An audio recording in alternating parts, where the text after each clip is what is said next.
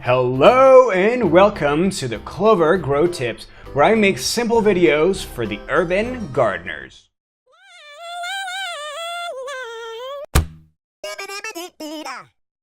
Today I'm going to teach you how to pollinate your flowers indoors.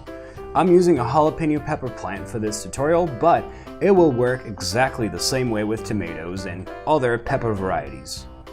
Although pollinator insects will help, these plants are wind pollinated. Outdoors, the wind pollinates most of the flowers. Indoors, some people use a cotton swab to transfer the pollen from flower to flower. However, it's tedious and time-consuming. The best way to pollinate your flowers indoors is by using an oscillating fan. Fans are usually power efficient and can imitate the wind. If you don't have a fan, you can simply shake the branches, like this, when the flowers appear. It works very well, and you only need to do it every other day or so.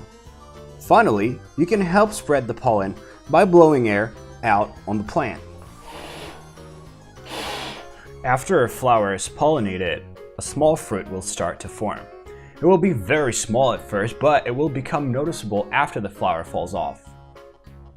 If you don't do anything, well, you'll still be able to end up with some fruit, but if you use these techniques, the fruit set will be much greater. I'm growing this pepper plant under a small 50-watt LED grow light. Thanks to the fact that I'm growing indoors, I'm going to be able to harvest some delicious organic peppers in the middle of the winter. As you can see, we're having a lot of snow here in Ireland. Wow, it's pretty crazy right now. Thank you guys for watching, and let me know what you would like me to cover in the next episode. Have a great day.